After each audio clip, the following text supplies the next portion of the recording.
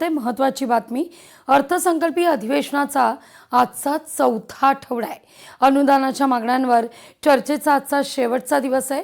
सार्वजनिक बांधकाम, ऊर्जा, ग्रामविकास, आदिवासी, सहकार आणि उच्च शिक्षण विभागाच्या मागण्यांवर चर्चा आणि मतदान होणार आहे. विशेषतः जिल्हा परिषद पंचायत समितीमध्ये स्वीकृत सदस्यांचा मार्ग आज मोकळा होईल. लव जिहाद, धर्म स्वातंत्र्यासंदर्भातही चर्चा होणार आहे. विधेयकावर 2 दिवस चर्चा होणार आहे. या चर्चेदरम्यान विरोधक आक्रमक होण्याची शक्यता नाकारता येत नाहीये. तर विधान परिषदेत आज सत्ताधारी आणि विरोधकांमध्ये घमासान होण्याची चिन्ह आहेत. राज्यातील घरगुती आणि व्यावसायिक गॅस सिलेंडरच्या दरवाढीवर अभिजित वंजारींची सूचना आहे. अन्न आणि नागरी पुरवठा तसंच ग्राहक संरक्षण मंत्री छगन भुजबळ या सगळ्या संदर्भात आज सभागृहात उत्तर देतील. या सगळ्याविषयी अधिक माहिती घेण्याकरता थेट जाऊया आपल्या प्रतिनिधी भाग्यश्री प्रधान आचार्य यांच्याकडे. भाग्यश्री, आजचा दिवस अत्यंत महत्त्वाचा याकरता एकतर गॅस सिलेंडर दरवाढ, त्यातून होणारी तुटवडा आणि त्यातून होणारा गोंधळ, या सगळ्यावर आज भुजबळ सभागृहात उत्तर देणार आहेत मंत्री म्हणून. दुसरा महत्त्वाचा मुद्दा धर्मस्वातंत्र्य विधेयक जे पटलावर मांडलं शुक्रवारी, त्यावर आज मात्र आजपासून 2 दिवस ही सलग चर्चा होणार आहे.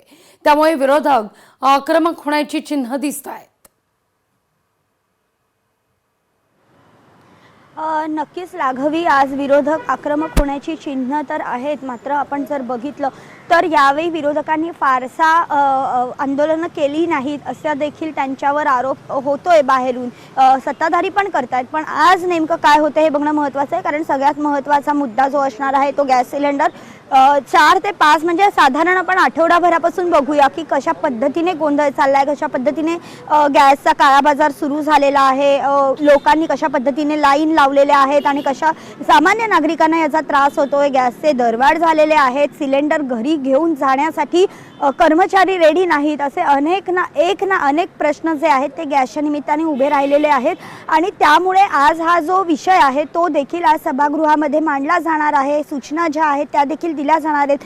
मात्र हे सगळं असताना आज त्याच्यावर छगन भुजबळ नेमकं काय उत्तर देत आहेत हे बघणं देखील तितकंच महत्त्वाचं आहे.